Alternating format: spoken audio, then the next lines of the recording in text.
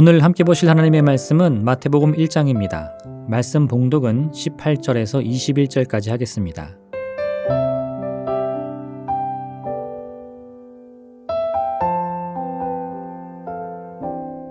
예수 그리스도의 나심은 이러하니라.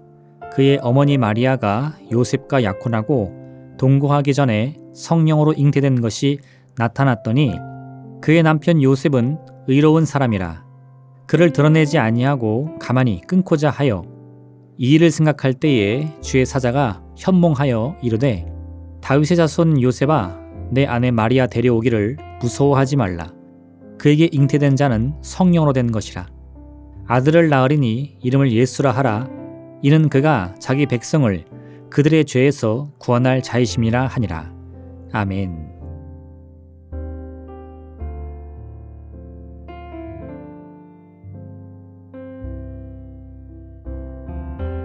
오늘부터 매일 묵상 카리스 신약 완주가 시작됩니다.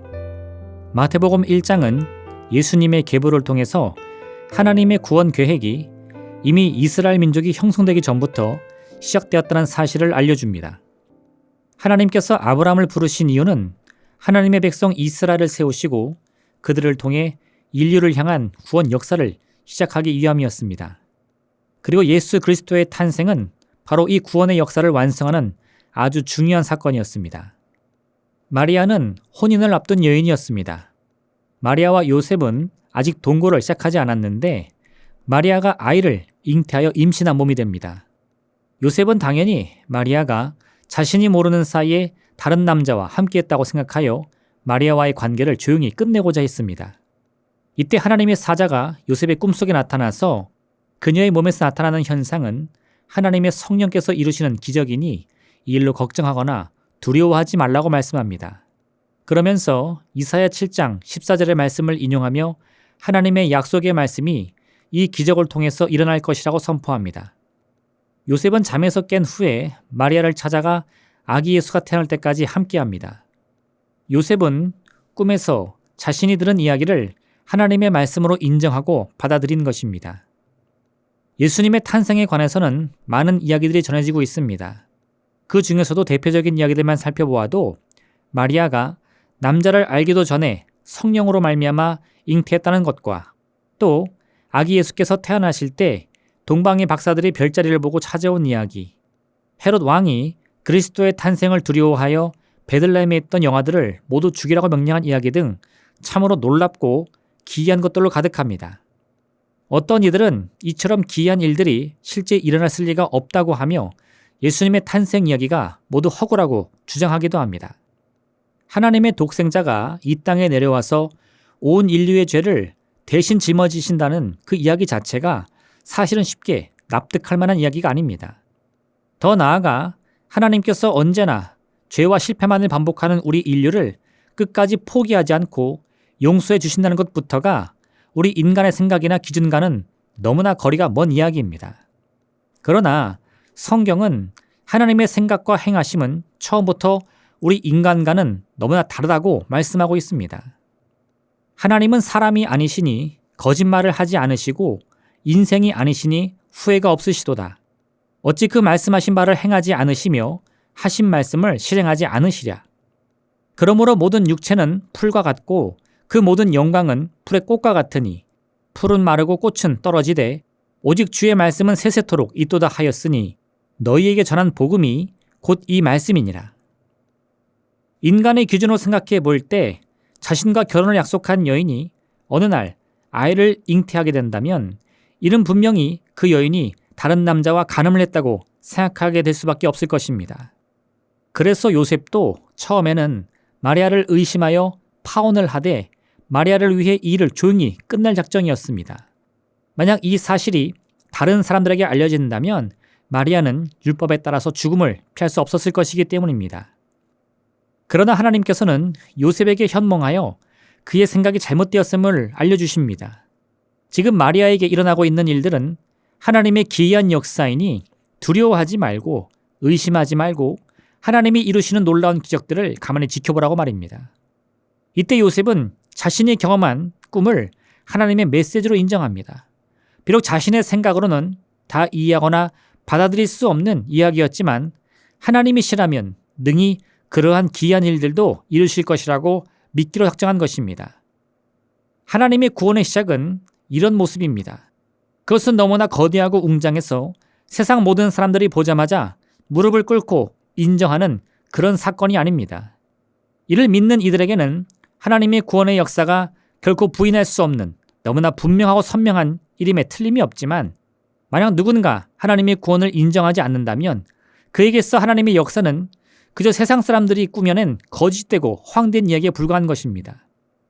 헤롯 왕은 저 멀리 동쪽에서 메시아의 탄생을 축하하기 위해 박사들이 찾아왔을 때 그들이 말한 바 메시아가 이 땅에 태어날 것이라는 이야기는 믿었습니다. 그런데 그 메시아가 자신이 그동안 구약의 말씀을 통해서 보고 배운 바 하나님의 구원과 회복의 역사를 이룰 것이라는 사실은 저는 믿지 않았습니다.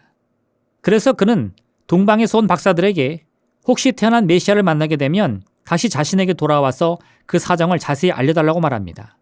그런 후에 군대를 보내서 그 아이를 죽이기 위해서 말입니다.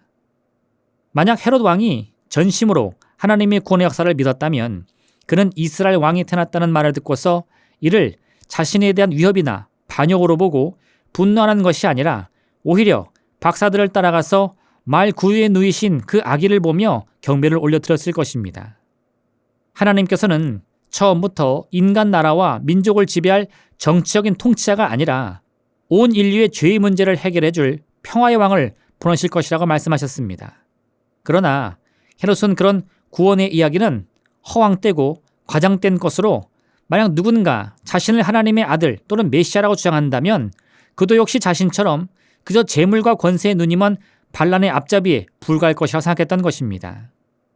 하나님의 역사는 믿음이 아니고서는 깨달을 수도 없고 인정할 수도 없습니다. 누군가 아무런 믿음도 없이 하나님의 구원과 기적을 경험한다면 그는 자신에게 어떤 일이 일어난지도 알지 못하고 그저 행운하라고 치부해버릴 것입니다. 오직 믿음만이 하나님의 기이한 행적들의 목적이 바로 자기 자신의 구원과 축복에 있음을 인정하고 받아들일 수 있는 것입니다. 참된 목자가 양을 돌보듯이 하나님께서는 반드시 좋은 일을 이루어 주신다는 확신을 가질 수 있는 것입니다. 오늘 아기 예수의 탄생과 함께 하나님께서는 수천 년 전부터 계획하셨던 인류의 구원 계획을 완성하기로 결정하셨습니다. 이제 인류의 운명은 아주 극적으로 변화를 얻게 될 것입니다. 지금까지 우리의 운명을 주장해왔던 사망과 저주의 권세는 끝이 나고 하나님의 축복과 생명의 바람이 우리에게 불어올 것입니다. 그리고 이제 우리는 바로 그러한 구원과 생명의 자리 한가운데에 서 있음을 결코 잊어서는 안 될 것입니다. 예수 그리스도의 십자가는 우리를 위한 구원의 문을 활짝 열어 놓았습니다. 앞으로 신약 성경의 말씀들을 묵상하면서 하루하루 그 구원의 문을 향해 나아가는 여러분 되시기를 바랍니다. 기도하겠습니다.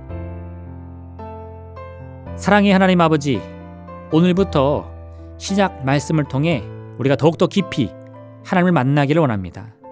우리 교한 성도님들의 믿음을 지켜주셔서 그 걸음을 인도하여 주시옵시고 매일매일 말씀 묵상을 통해서 신앙이 성장할 수 있도록 도와주옵소서. 이를 통해 그동안 놓쳐왔던 하나님의 참된 섭리를 발견하게 도와주시옵시고 그 섭리에 담겨있는 우리 향한 진정한 구원과 축복을 넘치도록 없는 복된 삶을 살게 하여 주옵소서. 감사드리며 예수님의 이름으로 기도드립니다. 아멘. 하늘에 계신 우리 아버지, 아버지의 이름을 거룩하게 하시며 아버지의 나라가 오게 하시며 아버지의 뜻이 하늘에서와 같이 땅에서도 이루어지게 하소서. 오늘 우리에게 일용할 양식을 주시고 우리가 우리에게 잘못한 사람을 용서하여 준 것 같이 우리 죄를 용서하여 주시고 우리를 시험에 빠지지 않게 하시고 악에서 구하소서. 나라와 권능과 영광이 영원히 아버지의 것입니다. 아멘.